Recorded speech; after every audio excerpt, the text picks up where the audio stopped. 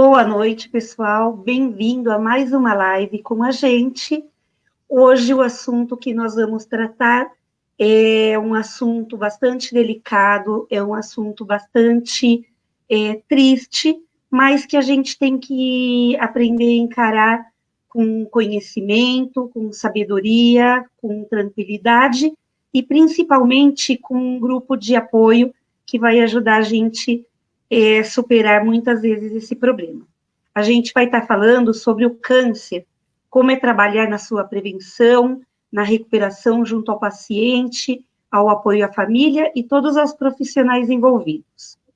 Hoje a gente trouxe uma pessoa que ele é enfermeiro da área de oncologia, ele é especializado nesta área, e ele vai contar um pouquinho para a gente, um pouquinho não, muito, porque ele é uma pessoa que tem muito conhecimento e vai poder ajudar como a gente fazer em todas as etapas e principalmente na prevenção. Fábio Leal, boa noite, bem-vindo à nossa live, um prazer ter você com a gente, estava ansiosa esperando que chegasse esse dia. A semana passada, para quem lembra, a gente já tinha marcado essa mesma live com o Fábio, mas infelizmente por um problema nós tivemos que cancelar, mas chegou o dia tão esperado. Bem-vindo, Fábio, se você quiser se apresentar e contar sobre a sua carreira, sobre o seu conhecimento e um pouquinho para que as pessoas possam te conhecer também. Boa noite. Boa noite. Primeiro eu quero agradecer o convite, fiquei muito feliz, porque foi intermédio de um amigo, né, Ricardo Peralta, que nós chegamos aí às vias de fato. Infelizmente, semana passada não pude estar por problemas de saúde aí familiar, mas assim, eternamente grato pela oportunidade que você está nos dando aí de mostrar um pouco dessa vida da oncologia, da área da enfermagem. Então é muito importante. O meu nome é Fábio Leal, sou especialista em oncologia, como a Agda já colocou. Tenho uma vasta experiência na oncologia e também na área da saúde. Tenho 19 anos, né, da profissão de enfermagem. E nós temos aí esse universo que é gostoso de falar sobre oncologia. Para muitas pessoas parece ser difícil escutar essa palavra. A gente ainda tem a mania de bater na madeira quando falar de câncer, né? Hoje são novos recursos, um novo tempo. Então, vários são os recursos que nós temos na área da oncologia hoje que pode propiciar o quê? Ao tratamento para o paciente. Então, boa noite a cada um. Fique conosco, contamos com a participação de cada um de vocês também, tirando dúvida na medida do possível aí dentro do tempo estimado para essa live. Grato. A gente começa dando boa noite, então, para Paula Vieira, para Maria Afonso, Juliana Ribeiro, Ricardo, Oi. que chegou aí, seu amigo. Ricardo Peralta, saudades. E a gente agradece, então, a presença de vocês, e a gente vai partir, então, que você nos diga o que é a prevenção. Nós sempre partimos da premissa que a melhor forma de você prevenir o câncer é a prevenção. Parece um pleonasmo, mas não é. Então, a forma da detecção precoce da doença pode nos dar tempo e margem para que a gente possa cuidar melhor desse paciente. Então, a melhor forma quando a gente fala em prevenção é a detecção precoce. E como nós fazemos isso? Nós precisamos começar a observar em nós algumas mudanças. Quais mudanças são essas que nós podemos ter aí, que pode dar indícios, não é? E aí nós temos essa fase para que a gente possa ter aí, entrar efetivamente na prevenção precoce e a detecção, tá? Sangramentos a urinar, sangramento anal, sangramento pós-menopausa, não é? Sangramento ao tossir, né? Ao engolir. Qualquer alteração que nós tivermos que for fora do normal, a gente já precisa parar e pensar o que está acontecendo com o meu organismo. Há mudanças no meu organismo. Que mudanças são essas? Como eu posso partir para a prevenção? Na orientação, na reeducação. É bem importante a gente falar de prevenção, que é que nós falamos muito na área da enfermagem, a prevenção, a promoção, a reabilitação, tá? E nós temos toda essa estrutura para que a gente possa o paciente voltar à vida normal. Que o intuito é o quê? Que nós tratamos o paciente do câncer e que ele possa, durante o tratamento, ter uma vida o mais normal possível, dentro do seu quadro, e aí nós vamos prevenindo outras situações que possam também agravar esse paciente. Então, esses sinais que vão apresentando sangramento, seja na urina, ou seja nódulos na próstata, que nós podemos falar sobre aí, os homens têm uma grande dificuldade de fazer a prevenção, de passar com o urologista, eles ficam com medo do exame em si. Então, isso para nós homens é muito ruim, porque quando já chega para nós na oncologia, já está avançado. Então, se nós conseguimos pegar esse câncer de próstata no começo, como é que nós vamos fazer isso? Pela avaliação clínica, pela avaliação dos exames, tá? O PSA, que é um antígeno prostático específico, e onde o médico vai analisar se há esse aumento ou não, vai ver o quê? Todos os padrões que possam ter de alterações, tá? E ele vai solicitar o PSA, que é o marcador tumoral, tá? Vai pedir aí os exames ultrassom, vai pedir aí, vai fazer o exame de toque, que é tão importante, por isso que o homem muitas vezes não faz a prevenção, por medo do exame do toque. Eu vou explicar o porquê isso.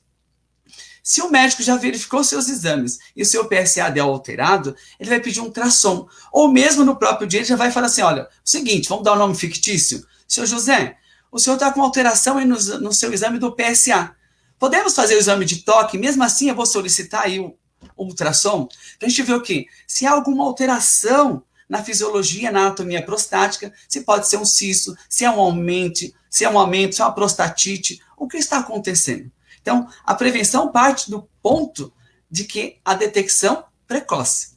Se a gente consegue prevenir através da detecção e também pelas orientações, muito mais fácil vai ser o seu prognóstico, tá? Então, quando a gente fala de prevenção, é reunir tudo que a gente pode de informação e utilizar para nós. Porque se a gente sempre coloca, para o amigo ou para o meu vizinho, esquece de si. Então, nós temos as fases aí que o homem precisa a partir dos 50 a 55 anos, né? Antigamente era a partir dos 40, mas hoje já vem sofrendo alteração. Por quê? Da longevidade que nós estamos tendo. Então, a partir dos 50 a 55 anos, é importante o homem dosar aí o PSA. Fazer os seus exames de rotina. Todos nós, englobando agora no geral, se nós fazemos nossos exames de rotina, eu posso pegar na fase inicial. E assim a gente fala sobre a prevenção, na orientação das informações que possa chegar para todos. E aí, se eu tenho orientações, eu consigo prevenir na fase inicial. E é bem mais fácil tratar nessa fase. Entendi. É que às vezes o corpo avisa, mas a gente não quer escutar por medo também, né, Fábio? O medo de você receber a notícia do câncer é muito ruim. Quando o paciente está lá no consultório, podemos colocar cada um de nós que está nessa live de hoje. Se nós formos para o consultório, sentar na cadeira do médico, olhar olho a olho, e ele vai dizer para você assim, Fábio Leal, o senhor está com câncer. Nesse momento, um buraco se abre. E aí nós vamos ter na nossa cabeça o quê? Em espaço e tempo, nesse momento, a gente esquece de tudo. A gente só pensa naquela palavra, o câncer, que é a coisa ruim, não é? E aí, depois de 2 a 3 minutos, nós vamos perguntar para o médico assim, doutor, o que você falou? E aí ele vai retornar, seu Fábio Leal, o senhor está com câncer. E ele vai perguntar, a primeira coisa que ele vai perguntar, doutor, eu vou morrer? Segunda coisa que ele vai dizer, quanto tempo eu tenho? E aí, ele vai gerar o que nesse paciente? Ansiedade.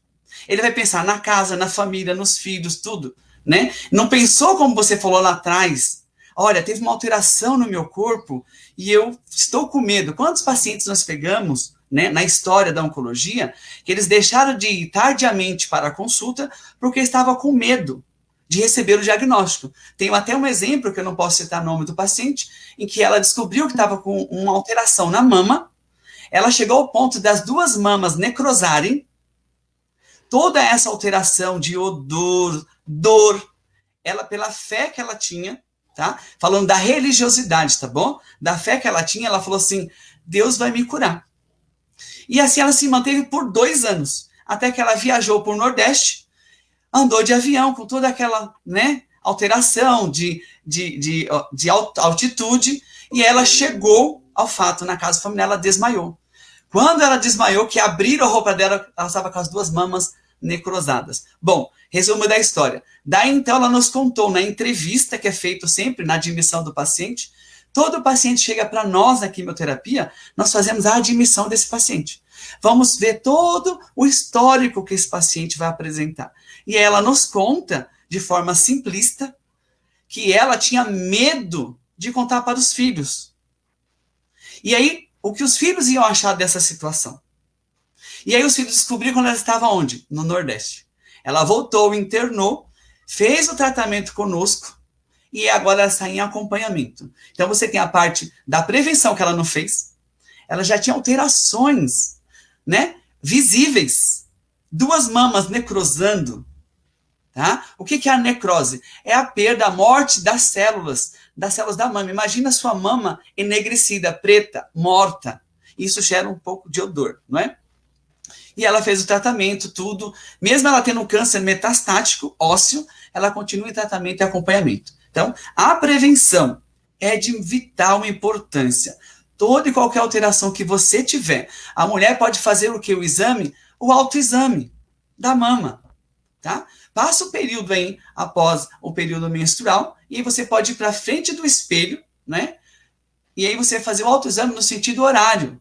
Você vai ver toda a rede ganglionar que a gente tem, a rede linfática aqui na região da axila, região da cervical, o tórax, abdômen e região inguinal. Qualquer alterações que você tiver nesses pontos importantes, alteração dos linfonodos, alteração com presença visível de massa, uma massa tumoral, é importante já procurar o médico. Se você está tomando banho, de repente está higienizando as mamas, sentiu um nódulo, opa, no outro dia eu já preciso o quê? Marcar com o seu ginecologista.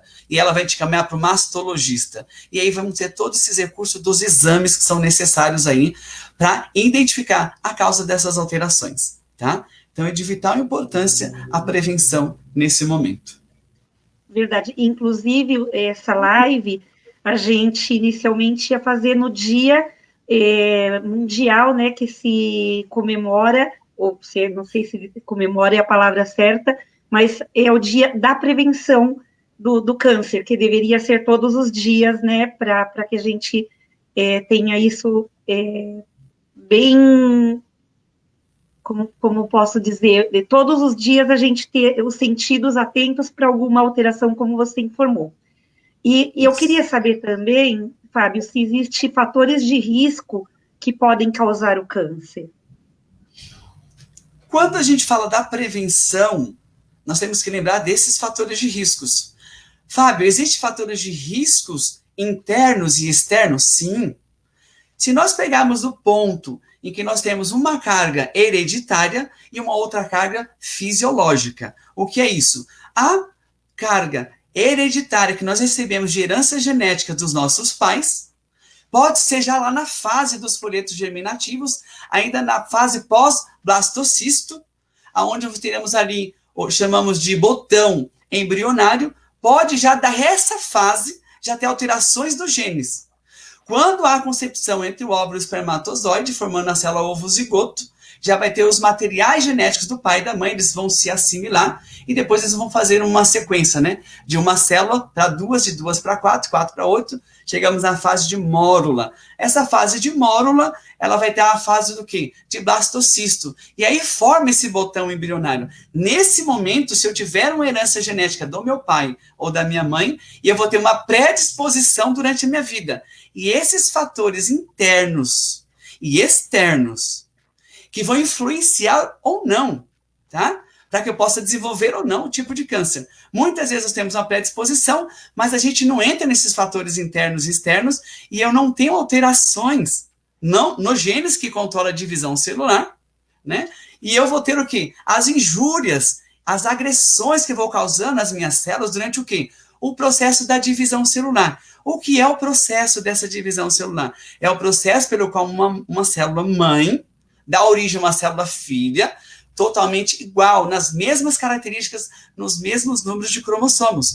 E isso a gente sempre fala aí nos nossos vídeos no YouTube. Depois a gente fala sobre isso, tá? Nesse inteirinho, esses fatores internos que nós podemos ter aí como interno, a alimentação. A vida do nosso fast food hoje está muito difícil.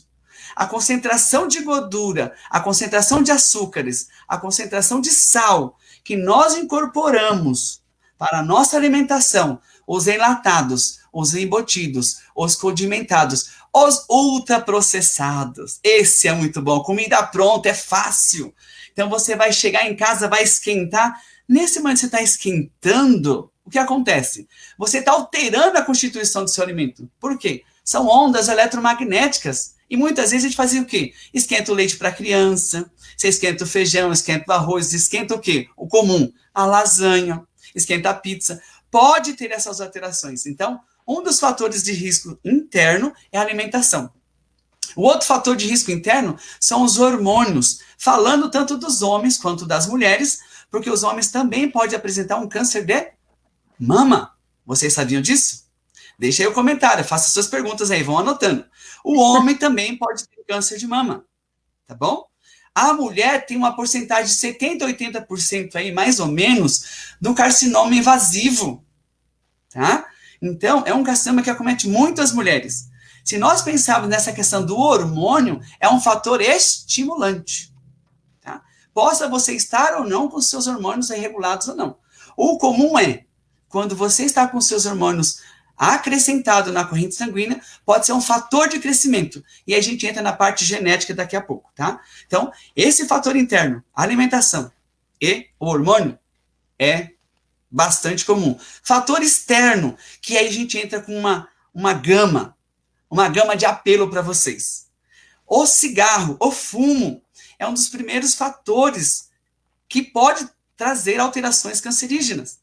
Devido a mais de 40 mil substâncias diferentes, fora o alcatrão, tá? Vai estar presente onde? No cigarro. E ele traz um malefício, pode dar câncer de boca, de esôfago, de estômago, intestino, ânus, todo tipo de malefício. Se eu associar isso também ao álcool, né?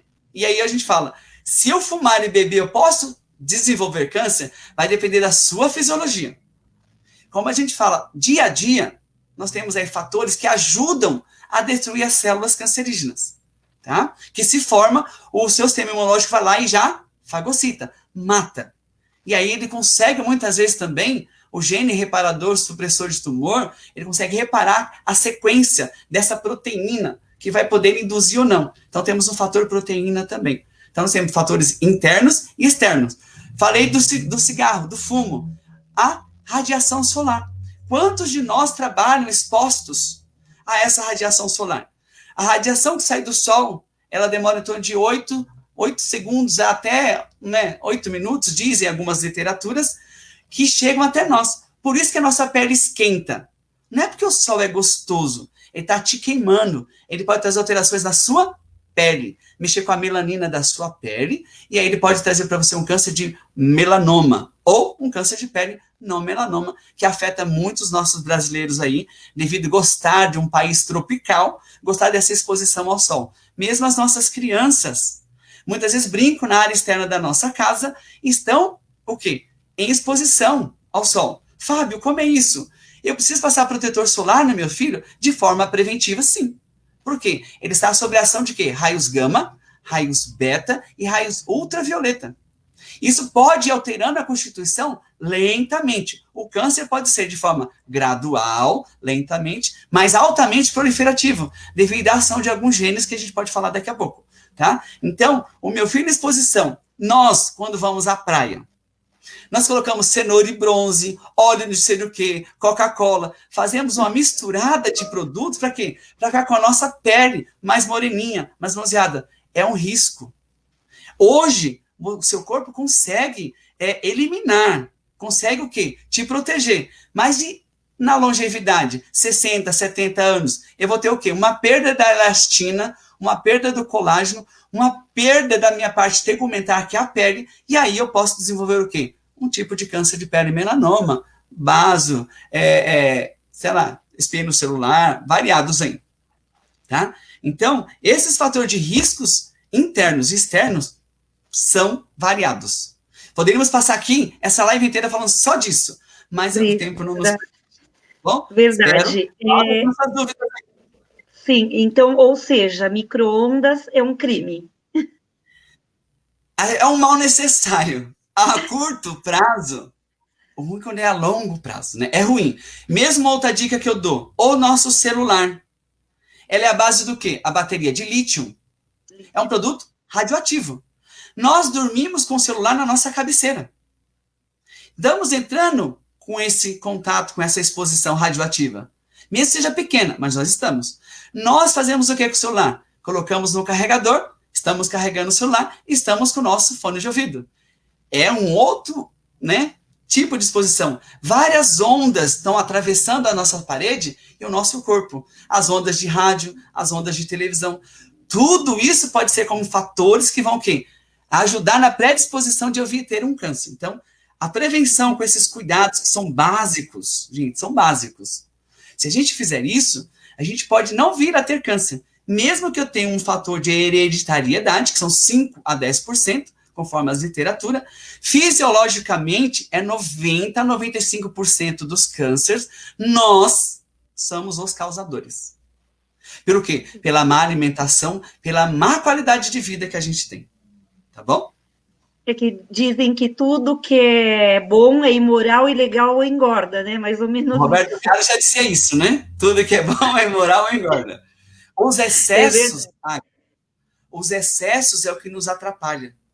Tudo que é excesso na nossa vida atrapalha. Seja na alimentação, seja no trabalho, seja em qualquer setor. E outro fator importante, que nós temos mais dois. As comorbidades. A obesidade hoje é um fator que pode o quê? Desencadear o câncer. Por quê? Algumas enzimas que vão transformar a gordura em, né? Ou seja, no processo do neoglicogênio aí, transformando a gordura em glicose, ou no processo dessa gordura de duplicação. Tem uma enzima aí que ela pode o quê? Alterar esse processo. Você pode ter aí um câncer aí de mama, tá? E aí nós temos o revestimento da mama, né? Temos o tecido adiposo, a gordura. Então você pode ter localizado aí. Geralmente o câncer de mama pode ser aí em ductos lactíferos, né? Ou na parte do tecido adiposo, seja qualquer área aí da mama, ela pode desencadear um forte fator. Então, a obesidade pode desencadear um forte fator de você ter o quê? Um câncer de mama. O outro fator, que também é importante, que às vezes a gente esquece, é toda e qualquer alteração mínima. Mas, Fábio, eu vou ficar o quê? Neurótico? Neurótica? Eu falei que o homem poderia também, né? Tem uma história que dá para contar que ela é simplesinha. Um paciente, eu fui fazer a admissão desse paciente, e ele estava na sala assistindo o jogo do Corinthians. E aí ele escuta uma conversa de fundo. E a irmã disse assim, irmã, eu fui fazer o exame preventivo e aí deu nódulo da minha mama. Eu já passei com o mastologista, ele já disse que é câncer. Aí a irmã olha para o outro assim, meu Deus, eu também fiz a mesma coisa. Eu também estou com câncer de mama. Aí o irmão, escutando essa história de fundo, pensou assim, bom, se as minhas duas irmãs estão com câncer de mama, deixa eu avaliar a minha mama. Quando ele avaliou a mama dele, ele também estava com caroço. Ele não tinha percebido. E ele foi ao um médico, e aí foi diagnosticado, fez o tratamento também com a gente aí, e aí teve uma boa resposta. Quando é precoce, que a gente fala da detecção precoce, tudo fica mais fácil, porque vai entrar o quê? O grau de diferenciação dessa célula. O quanto essa célula sofreu diferenciação, que deixou ela longe do processo de uma célula comum. E aí a gente pode falar um pouco sobre o grau da célula também, né? Se você quiser fazer um comentário, alguém quiser fazer uma pergunta. Eu quero dar boa noite para o Luiz Carlos Durante, para a Valéria Ribeiro, para a doutora Zilmara. Oh, maravilhosa, obrigada. Somos maravilhosas, né, doutora Zilmara? Boa noite, Mas está aqui com a gente, Tânia Fernandes, Thaís Moura. Um grande abraço para todos vocês e obrigado pela audiência. Eu tenho uma pergunta, sim, Fábio. Se existem fatores de risco que estão relacionados a algumas doenças que podem levar ao câncer, como vírus ou bactérias, e se você tem algum exemplo para mencionar para a gente. Essa intervenção sua foi perfeita, porque nós temos aí tanto alterações nas minhas células por causa de vírus e de bactéria, também por produtos químicos, radiotóxicos, que a gente já falou, comentou. Os vírus, nós temos uma classe de vírus que ele pode ter uma porcentagem do quê? De desenvolver esse câncer de colo de útero. Falamos do HPV, que chamamos aí de um vírus papiloma humano. Então, quando a paciente está com essa problemática, precisa do quê? De um tratamento, porque ele pode induzir uma alteração lá nas células do colo do útero, e aí, sofrendo essas lesões, nesse tipo, eu estou falando de um fator de risco secundário. Esses que nós falamos são os fatores de risco internos e externos, eu posso falar que é primários. Esse que você citou, fez essa pergunta, seria aí secundário, porque vão ser geradas lesões, e dessas lesões, o meu corpo não vai conseguir o quê? Chegar ao ponto de consertar. Então, são lesões que vão estar cada vez mais elas se abrindo, e aí pode sim vir a desenvolver. Hoje tem estudos que, na maioria dos cânceres de mama, é um estudo que eu li um artigo da USP, isso aí nos anos 90, que alguns tipos de câncer de mama também tinham um fator do HPV. Mesmo sendo de colo de útero, ele poderia estar presente também em alguns de câncer de mama também. Tá? Fora a proteína P53, que vai codificar aí, né? Chamamos a enzima TP53, que codifica a proteína, né? TP53, que está presente também na maioria dos casos de câncer. Um outro vírus que nós temos aí, que nós podemos ter, variados tipos de vírus, que ele vai entrar o quê? Vai mexer com a minha célula, vai parasitar a minha célula, vai mudar a constituição da minha célula, não é? E aí ele acaba destruindo essa célula, tá? Então, temos também bactérias, né? Um exemplo, pela nossa alimentação, pela contaminação da nossa alimentação. Nos restaurantes, em casa, por coliformes fecais, temos aí uma bactéria que causa uma agressão na mucosa do estômago, chamamos a Helicobacter pylori, que o pessoal fala que é o H. pylori, né? Então, há uma outra também, ele vai causar lesões. E aí, com a acidez do estômago, vai aumentando essas lesões até um certo ponto que o organismo não consegue mais. Ele vai tentar corrigir, revestir, e aí não consegue. Um outro exemplo disso, nós temos aí a síndrome de Barré. Muitas pessoas têm um refluxo. Esse suco gástrico que sobe do estômago até a nossa região do esôfago, ele vai queimar, ele vai acidificar. O que o nosso organismo, com medida preventiva, vai tentar corrigir essa ação? Algumas células escamosas vão revestir a parede do meu esôfago. Quando elas revestem a parede do meu esôfago, essas células não são dessa origem, dessa mucosa.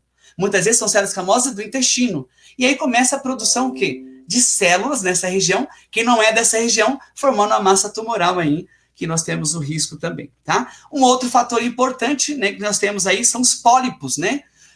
Os pólipos temos no intestino e em várias outras áreas do corpo também. Esses pólipos, ele pode ter um fator idade, pode ter associação do fumo com álcool, tá? E aí alguns tipos de raças também. Tá? E algumas partes importantes do nosso intestino, aonde vai ser uma formação de divertículo, né? Geralmente pega aí o restante, perto da parte sigmoide, que aí chamamos a doença de diverticulite, tá? Então, são outros fatores também, alterações da estrutura, pH, inflamação. Uma inflamação também pode dar essa projeção do pólipo. Então, são variados, o quê?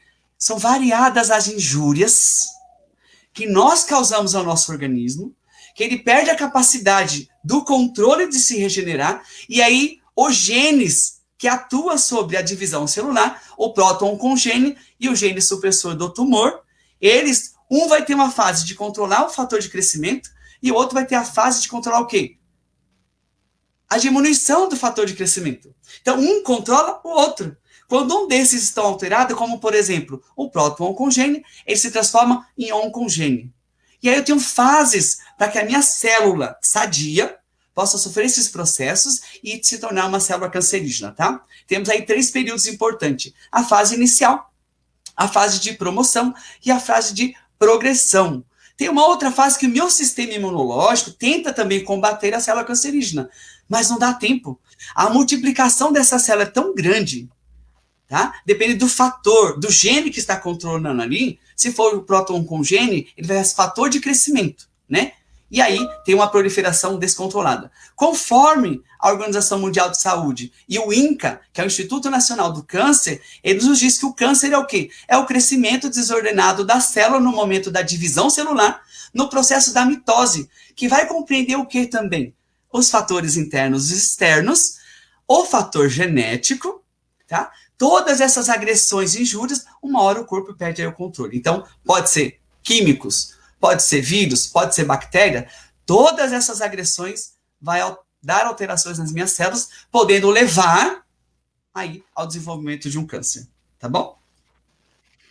Eu ia, inclusive, te perguntar agora o que era o câncer, e você já deu uma resposta aí completa e já respondeu, né, que é o crescimento desordenado das células, né? Tem alguma coisa mais que você queira completar do que é o câncer, ou a gente pode avançar?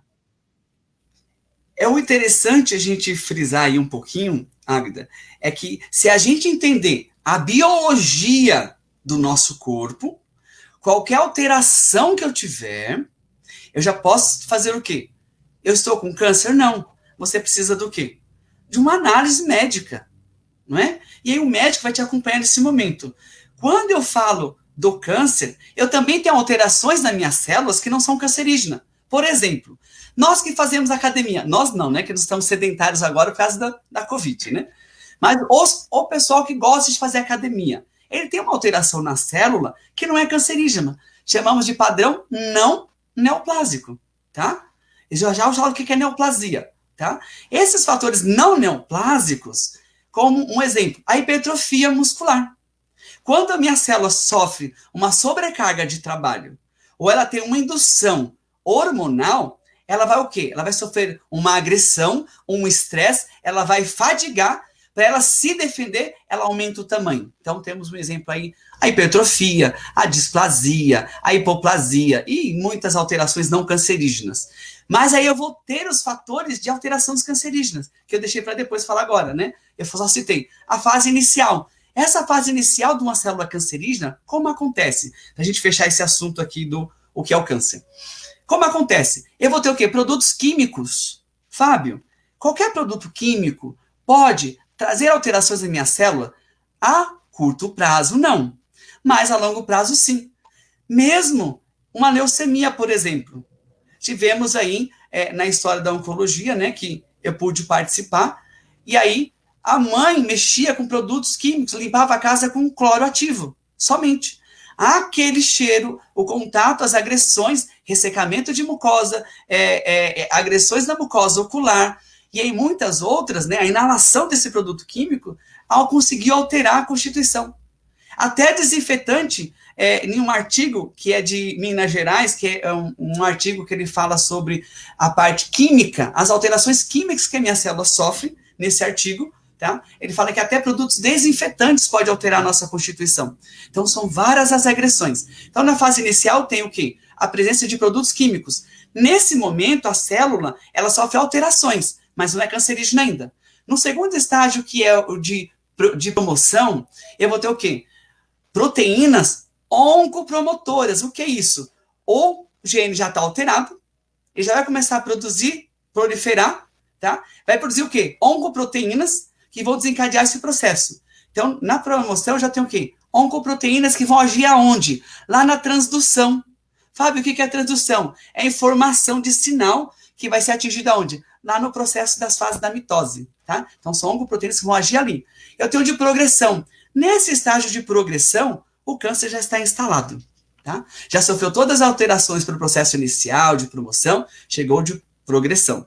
Ali o câncer está instalado, porém ele pode ser lentamente, ou ele pode ser altamente proliferativo, dependendo do gene, tá? Nós temos genes epidermal I, o EGFR, tem algumas pessoas que falam para mim assim, Fábio, por que eu tenho câncer de pulmão e eu nunca fumei? Você nunca fumou ativamente, mas fumou passivamente. Você tinha um gene predisposto lá, que é o EGFR. Esse EGFR, muitas vezes ele mutado, ele vai causar um câncer de pulmão, tá? Então, muitas dessas situações, fala assim, Fábio, eu nunca fumei, mas na nossa infância, nossos pais falavam assim, filho, acende um cigarro para mim. Quantas e quantos de nós fizemos isso? Quer dizer que eu vou ter câncer por isso, Fábio? Não. Depende muito do seu hábito de vida, não é? O seu corpo já conseguiu. Agora, se você continua dando injúrias, se você já tem um gene que tem uma predisposição, e aí você dá esse agente, você vai ter. O caso da Angelina Jolie, que é o BCRA1, BCRA2. Ela tinha esse gene aí, né, na parte das mamas e também na parte aí do útero, né, colo. Então, não temos notícia se ela fez uma esterectomia, mas ela estudou o seu genoma, viu que aquele gene era potencial para desenvolver um câncer e ela tinha dinheiro, ela tirou as mamas. Nós não temos essa condição, infelizmente. Pois é. E eu não sei também se eu faria só por uma predisposição, não sei. É um caso que teria que sentar com um corpo médico aí, conversar direitinho. Mas vamos lá. Antes da célula ela se tornar cancerígena, Fábio, ela passa por algum grau de diferenciação? A gente já tinha falado isso lá atrás, né? Eu já tinha jogado esse link, né? Ainda bem que você pegou, porque é um fator importante esse link que você fez. Conforme as nossas células vão sofrendo injúrias, que são as agressões dos fatores internos, dos fatores externos, né? Do nosso modo de vida, a gente se alimenta mal, a gente se hidrata mal, a gente dorme mal, e um outro fator, o estresse. O estresse que nós carregamos hoje é um fator desencadeante também. Quer ver um outro emocional? A mágoa, o ressentimento. Então, se você que está assistindo essa live, se você tem alguma mágoa, se você tem algum ressentimento, né? Desculpe ou perdoe, tá? Sem falar de religião. Desculpe ou perdoe. Por Sim. quê? A gente só pode, né? E aí nós temos a médica na sala que também pode, né? Depois aí se colocar também, se quiser, tá? Nós só podemos ter de raiva, de ressentimento, 15 minutos. Então eu posso ter 15 minutos de raiva do meu chefe, eu posso ter 15 minutos de raiva do meu marido, eu posso ter 15 raiva da minha esposa, e assim por diante. Por quê? A partir dos 15 minutos, eu já começo a condensar energias na região psíquica, chamamos de doenças psicossomáticas, né?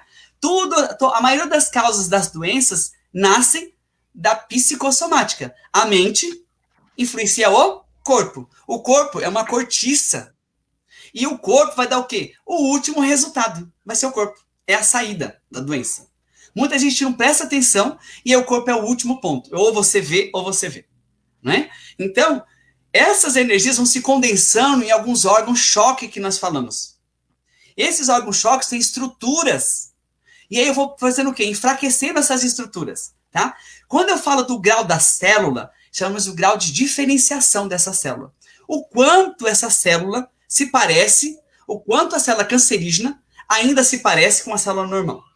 Nós temos o grau 1, que nós chamamos aí bem diferenciado. São células maduras, assemelhando ainda com células normais. É o grau 1. Quanto chega para a gente no consultório, na quimioterapia, chega a grau 3, grau 4. Grau 1 e grau 2, muito mais difícil. Por quê? Ela perdeu essa chance da prevenção. Não é?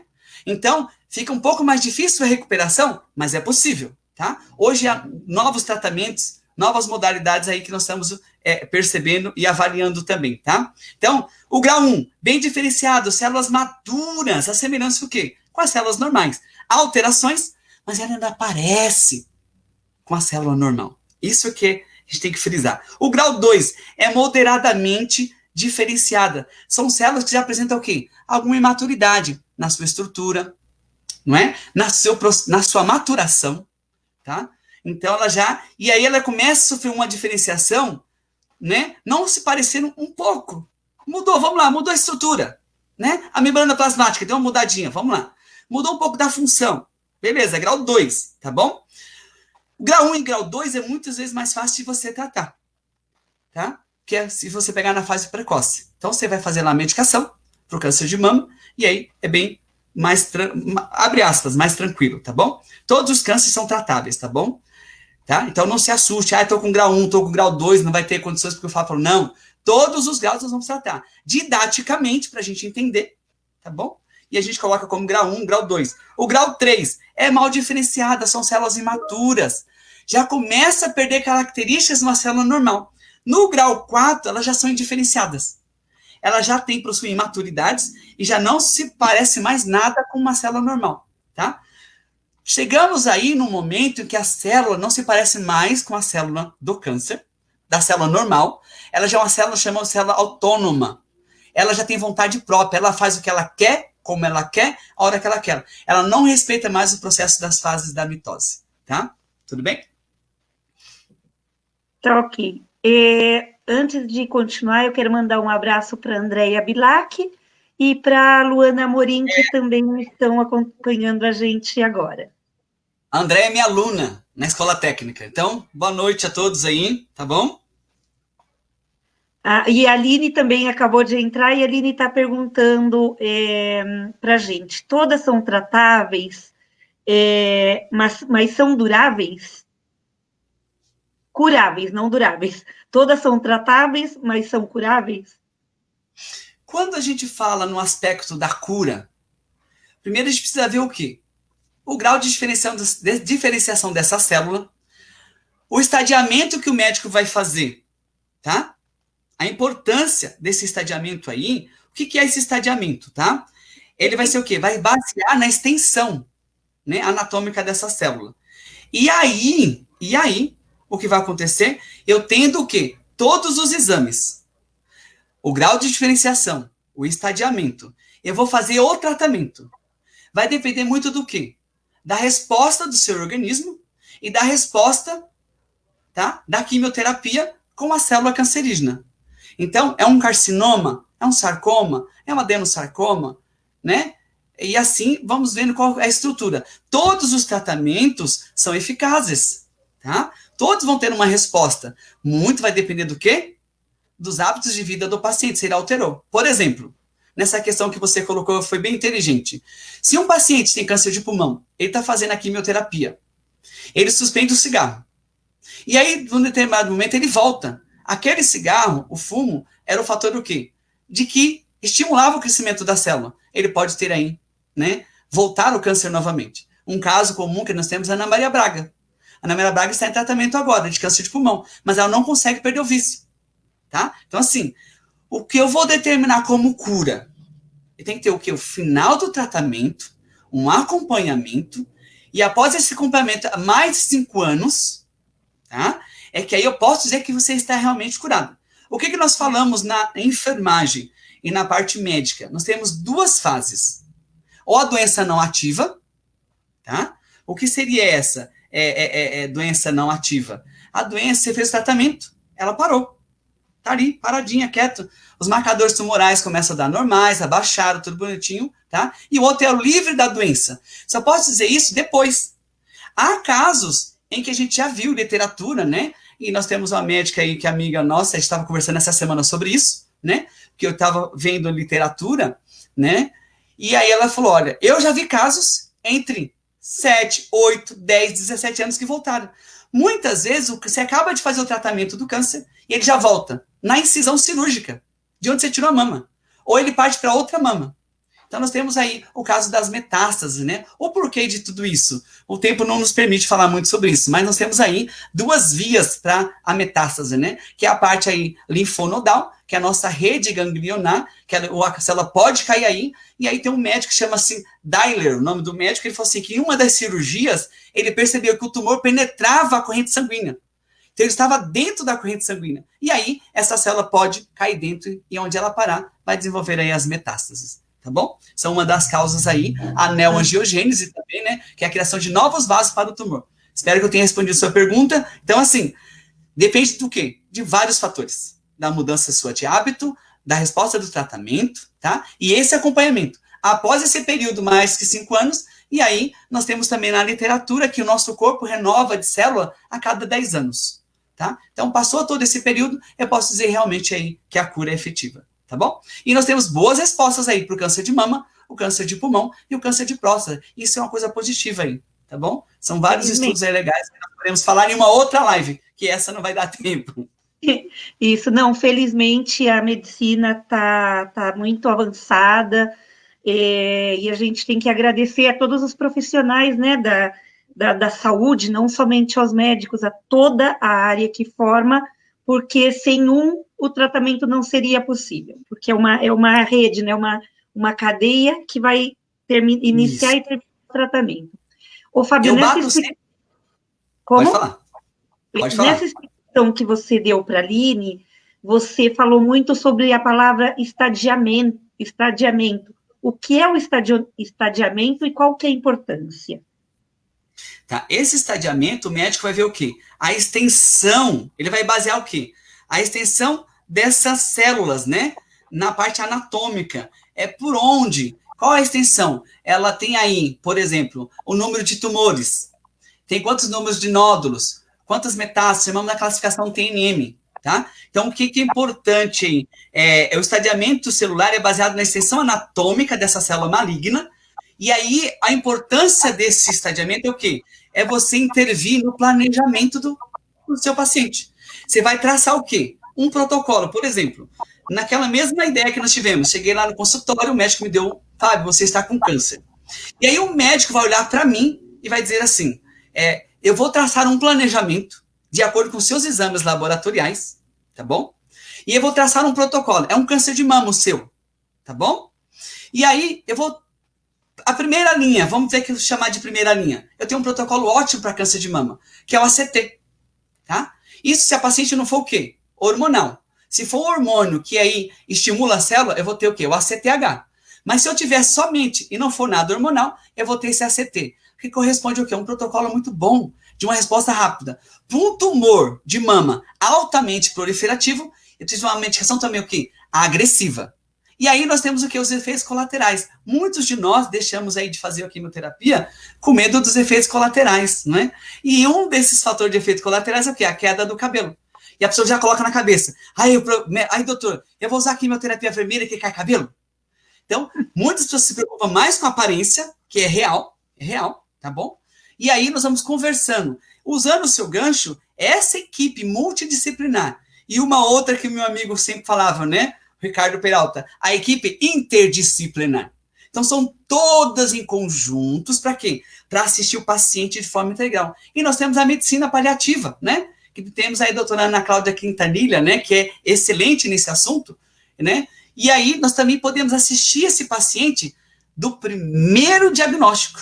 Eu já posso encaminhar esse paciente para os cuidados paliativos. E aí, respondendo um pouquinho mais a pergunta dessa nossa amiga, eu posso o quê? Eu inserido nos cuidados paliativos já, eu não vou ter dor. Eu vou controlar a minha dor. Então, eu vou ter o quê? Qualidade de vida durante o tratamento, porque muitas vezes o tratamento não nos dá essa qualidade. Quem está com dor, não há qualidade.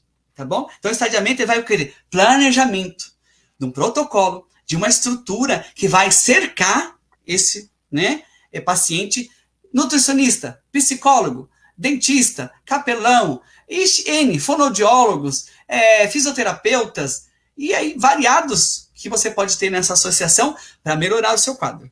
Tá bom? Então, o estadiamento é muito importante para traçar o planejamento. Não, inclusive, eu te acompanho pelo YouTube, tá? Depois que me indicaram você, que eu não tive o prazer de ter te conhecido antes, até que me indicassem conversar com você, aí eu comecei a estudar quem era o Fábio, né? E você tem vídeos ótimos no YouTube, que eu já até aproveito para dizer às pessoas que vale a pena ver, porque, assim, eu falei, vou ver um para ver qual que é o segmento dele, como é... E, assim, eu já vi vários, e são interessantes, não é repetitivo, porque é um assunto que é muito abrangente, né? Muito variado. Eu tenho paixão de falar de câncer. As pessoas falam assim, Fábio, você fala sorrindo, mesmo em sala de aula. Gente, eu tenho paixão por isso. De falar. É paixão mesmo. Nota que você faz com bastante amor, e às vezes tem algumas palavras que eu encontro um pouco difíceis, porque eu trabalhei 13 anos, não sei se você recorda da Neumater. Trabalhei 13 anos na Neumater, mas era parte administrativa, parte de recepção, eu era coordenadora, né, de atendimento. Então, assim, não trabalhar em um hospital não significa que eu tenha aprendido a área médica. Então, tem alguns termos ainda que vocês usam que é mais complicado, mas para isso estão as pessoas que a gente pode perguntar, né, Fábio? Vamos lá. Dar um abraço, a Vitinha, entrado outra pessoa que eu vi aqui, que era a... Não, a Andréia, eu já dei abraço para a Andréia. Me pediram para fazer uma pergunta aqui, que seria, qual a diferença entre o câncer maligno e benigno? Joia, excelente pergunta. O que vai diferenciar o que é benigno e maligno são as características que cada um tem, né? O câncer benigno, ele vai se desenvolver e muitas vezes o corpo vai insistar. Ele não tem características malignas, o quê? Proliferativas. Ele não vai adiante. Ele cresce, chega um momento e ele para. Como o lipoma, por exemplo. Tá? A característica maligna, ela já está falando que é uma malignidade. Ela tem uma expansão. Ela consegue sair do seu foco de origem, fazer metástase. Ela vai causar o quê? Ela vai causar pressionar o órgão, os tecidos vizinhos. Por exemplo, se eu tenho um câncer de intestino, e aí numa porção aqui, esse tumor crescendo, eu posso incomodar o quê? O baço, o fígado, e assim sucessivamente. Então vai dando o quê? Pressionando. Então o que vai dizer o que é benigno e maligno vai ser o quê? O exame histopatológico, né, que o patologista vai fazer, e vai dizer se é um carcinoma, tá? Se é um sarcoma, se é um linfoma, se é uma leucemia, seja todas as derivações aí que nós temos do câncer. Tá? Então, se eu tenho um carcinoma, vai ser da parte de revestimento epitelial. Se eu tenho um sarcoma, vai ser o quê? A musculatura, partes mole, parte óssea, tá? Então, eu tenho aí variados tipos, né, de origem do tecido aonde originou o câncer aí, tá? Então, quando a gente fala nesse sentido, e até a Aline colocou ali, né, que eu acho que faltou ainda, da questão de curáveis, não é? E aí, pegando esse gancho também, vai tudo depender, Aline, da questão da resposta, tá bom? Temos hoje várias boas respostas para câncer de mama, na fase inicial, tá? E aí, vai utilizando aí, hoje, o futuro, nós vamos dizer assim, de estudos, vai ser na parte da imunologia. Você ativar melhor o seu sistema imunológico para identificar essas células e eles combaterem, trazendo o quê? Menos efeito colateral para as células. Estou falando isso no vídeo de hoje também, tá? E ela falou do meu canal, obrigado por falar para vocês, o canal chama-se canal Enfionco, Enfermagem e Oncologia, tá? Enfionco, entra, se inscreva, curta os vídeos, deixa o seu like que é importante aí para o nosso canal, tá? Então, quando a gente fala sobre toda essa questão, a gente tem que ver vários dos fatores para a gente poder ter uma resposta precisa. Não dá para eu te dizer assim, vai ser. Nesse momento, ele pode sofrer variáveis, tá? Então, a prevenção é importante. A fase precoce. A recuperação, que é o quê? Você fez o tratamento, terminou o tratamento, você se recuperou. E aí a gente vai para a parte da reabilitação, o quê? Voltar esse paciente à vida normal. As rotinas, volta ao trabalho, tá? Muitos dos pacientes não conseguem ter essa vida normal. Por quê? Muitos efeitos colaterais, toxicidade das medicações, tá? Então, a gente tenta fazer o máximo para corrigir isso com medicação, mas mesmo assim o paciente vai apresentando variáveis aí, efeitos colaterais, que impossibilitam de fazer atividades básicas, amarrar o cadarço. Eu tenho uma neuropatia periférica, eu não consigo tremer minha mão, eu não consigo nem amarrar nem abotoar, uma coisa básica, mas interfere, tá? Então tudo isso, Aline, é variável para a gente avaliar caso a caso, tá? E lógico, um acompanhamento com o urologista. Hoje a gente diz, doença não ativa ou livre da doença. Por quê? Por enquanto está tudo certo. E aí vamos aguardar que pode ser que volte aí em algum determinado momento, tá bom? Eu vou te fazer uma pergunta antes de a gente entrar na pergunta do Ricardo, tá? Porque ele colocou uma pergunta aí que já vai para assistência interdisciplinar, mas antes de a gente entrar nesse foco, eu vou te fazer uma pergunta ainda relacionada. Quais são os exames que podem ser feitos na detecção do tumor? Nós falamos numa modalidade de diagnóstico, né? Nós temos aí exames de sangue, hemograma, bioquímica, né? Nós vamos ver toda a parte aí da fisiologia desse paciente. Eu vou pedir o exame imunohistoquímico para ver o quê? A fisiologia desse tumor, que tipo de proteína ele está professando, tá? E aí eu vou pedir aí exames de imagem, vou pedir uma biópsia. Eu vou pedir variados exames, chamamos de uma modalidade de diagnóstico. E é onde a gente vai fazer o quê? Reunir todos esses exames, como eu falei anteriormente, para que eu possa dizer, fechar o diagnóstico. Então, se eu tenho todas as modalidades, eu vou ter aí ultrassom, tomografia, ressonância magnética, exames laboratoriais, os marcadores tumorais específicos para o tipo de câncer. Eu vou dar aí um exemplo aí, que é o PSA, que nós falamos, mas também temos o CA, que é o antígeno aí carcinoembrionário também, tá? Que aí pode estar presente em alguns tipos de câncer. Temos variados aí os marcadores tumorais, né? A gente poderia conversar também em um outro momento sobre isso, porque é apaixonante essa parte dos marcadores, tá? Então, esses exames são importantes para quê? Para você fechar um diagnóstico. Então, o médico vai te solicitar toda essa gama que eu falei agora de de exames para que possa aí concluir esse, né, bater o martelo nesse diagnóstico do câncer. Tá. Então, agora eu vou entrar com a pergunta do Ricardo e junto com a dele eu já vou te fazer uma outra pergunta.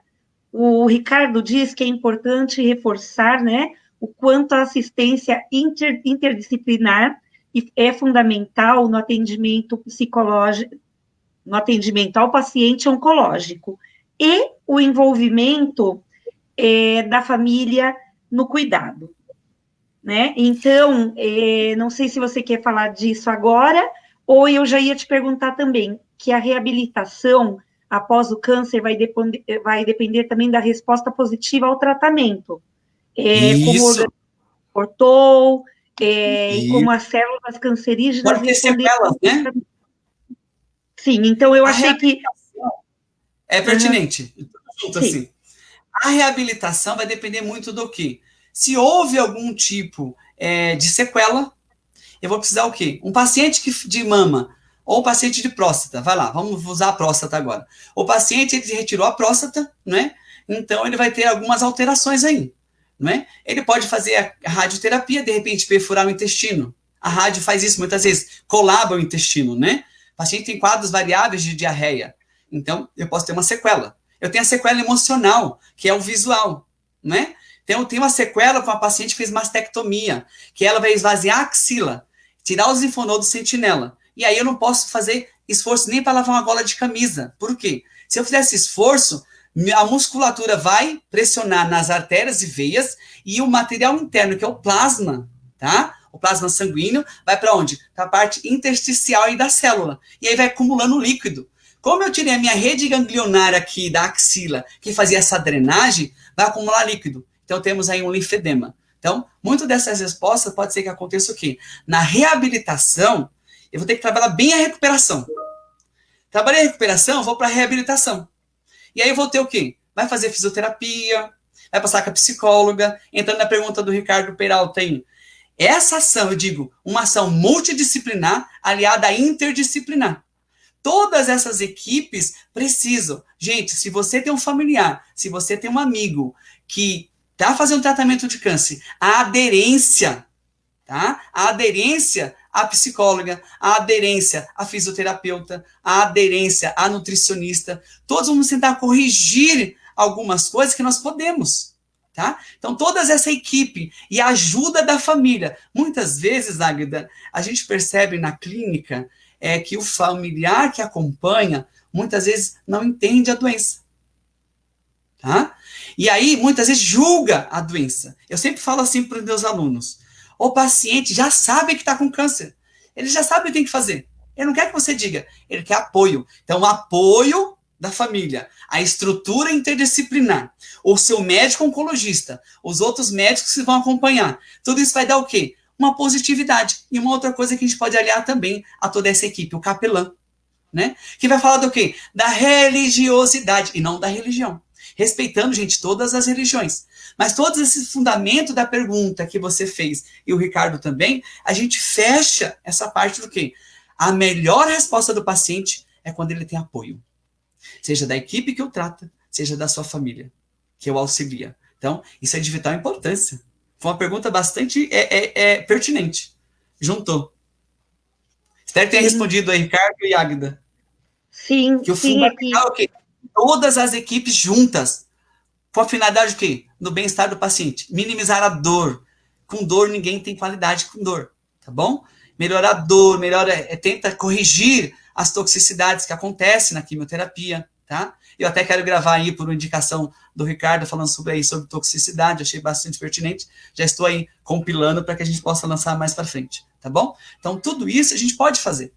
E eu vou falar de novo, a prevenção, a detecção precoce é de vital importância. Então, vocês vão ao médico. Esse negócio que você só tem que ir ao médico uma vez por ano, não, pelo amor de Deus, né? Vamos fazer o exame das mamas a cada 6 meses ou a cada 1 ano. Conversa com o seu médico. O homem vá ao urologista. É importante, não existe só prostatite, tem a cistite, outras infecções também, que é importante. Então, a prevenção começa onde? Do câncer? Na detecção precoce. A reabilitação, A recuperação vai ser o tratamento, recuperar aquilo que você está doente, reabilitar e colocar você de novo para onde? Para a sociedade. Muitos dos pacientes, eles não se acham aceitos pela sociedade porque ele tem câncer, ele se isola. Por isso, a pergunta aí também é pertinente, né, do Ricardo. Uma psicóloga oncológica vai trabalhar esses aspectos, tá? De te reinserir de novo na sociedade. Que a gente perde, às vezes, até a identidade quando tem câncer. Você vê o câncer, você não vê mais o Fábio. Então, a gente não pode mais tratar os pacientes assim. Ele é um todo, é um ser integral. Claro, eu ia te comentar que quando se detecta um câncer no paciente, na realidade, às vezes é em toda a família, porque afeta Sim. de uma maneira que a doença como se esparrama, um tem os sintomas, que faz o tratamento, mas acaba afetando a todos da família. Então, até essa assistência interdisciplinar, que a gente também oriente as famílias também a procurar também essa ajuda psicológica, a Sim, entender o eles que é a doença, tá? não é? Tanto na qualquer clínica ou hospital que tem esse tipo de serviço, vou dizer para você, Agnes, são todas eu não posso dizer generalizar, mas aqui eu trabalhei, a gente dava todo o suporte para esses pacientes. Muitas vezes o paciente que não ia, a gente ligava, venha, é importante. Faltava a gente buscar, né? Se precisasse, a gente também buscava, porque a gente acha que é importante. Então, também temos um outro ponto, sem estender muito, que é o quê? O cuidado com o cuidador. O cuidador também adoece. Então, precisamos ver, essa união é importante. Você não trata só, eu falo sempre assim para os meus alunos também, quando você descobre um câncer, a família está com câncer, que ela vai se mobilizar, ela vai lutar ali dia a dia com o paciente, tentando o quê? Estabilizar esse quadro aí, que é trabalhoso, mas a gente sempre tem boas respostas aí, dependendo de vários fatores, né? Tá bom? É verdade.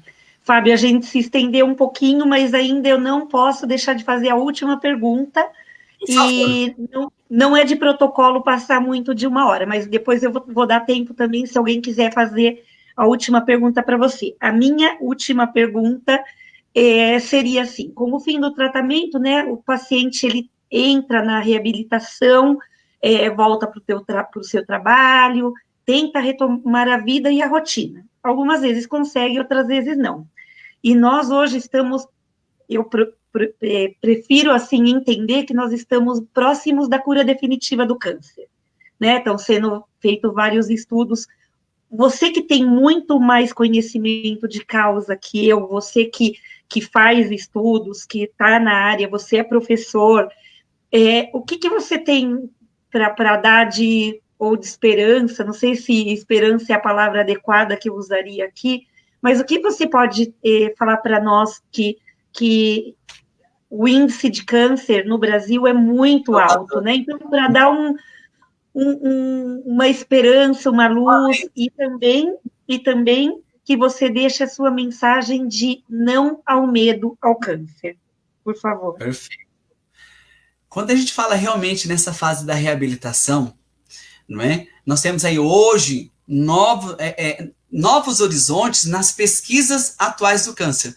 Está também no vídeo de hoje que eu postei às 20 horas falando sobre isso, tá? Temos 2 estudos aí importantes, tá? Que já está acontecendo onde? Nos Estados Unidos, lá no estado da Geórgia, tá bom? Numa universidade que eu não me recordo o nome, eu também não sei falar bem inglês, não vou falar isso e cometer essa gafe, né?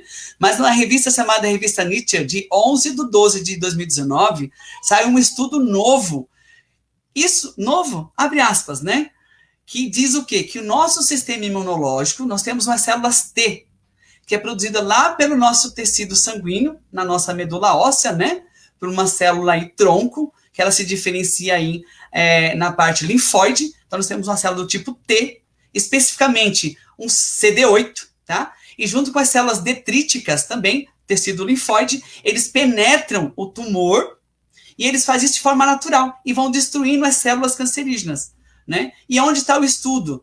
Potencializar isso cada vez mais. Mudar um pouco essas habilidades aí para que ela possa o quê? Destruir o tumor. Isso acontece conosco, gente, todos os dias. A maior parte desse estudo é o quê? O porquê não acontece com todo mundo. Em que fase que isso ativa? Em que fase que desativa em alguém? Então, aquela frase que diz que todos os dias combatemos células de câncer é por isso. Eu tenho células imunológicas, tá? Células T, do tipo linhagem linfóide, tá bom? Os linfócitos T, que vão dar origem aí ao CD8, tá bom?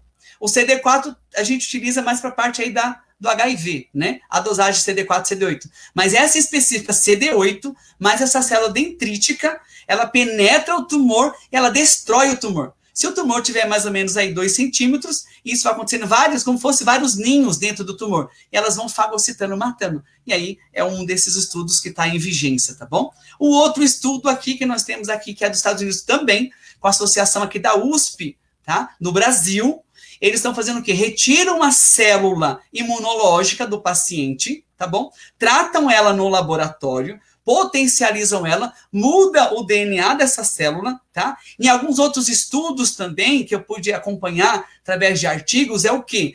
É que eles estão também baseando aqui a parte genética também de algum vírus. Por quê? O vírus penetra a sua célula, então ele adere mais fácil. Então, essa célula imunológica também, tá bom? Ela gruda na célula, isso tem vídeos no YouTube, ela grudando e ela permeabilizando, matando a célula cancerígena. Então, de inovador que nós temos hoje, são esses dois tipos de estudo. Teve aquele senhor, que eu não vou falar o nome, tá? Que ele tinha um linfoma muito grave, em fase terminal, foi utilizado esse estudo do Brasil, na USP. Infelizmente, ele sofreu um atropelamento aí no mês de maio e morreu. Então, ficou aquela lacuna, né? Houve a cura virtual, por quê? Estava nos dados estatísticos, mas não deu para comprovar por quê. Porque o paciente não teve essa longevidade para poder acercarmos aí. Então, creio que para mim, Fábio, deixando agora a mensagem final, que entre 9, 10, 15 anos no máximo, gente, nós teremos aí a cura. E eu apelo para vocês, não tenha medo dos médicos, os médicos são os nossos amigos, nós precisamos deles. Então, qualquer alteração que você tiver, procure o médico. Evite todos esses vícios. Mude um pouco os seus hábitos de vida. Isso vai te ajudar a não ter câncer, tá?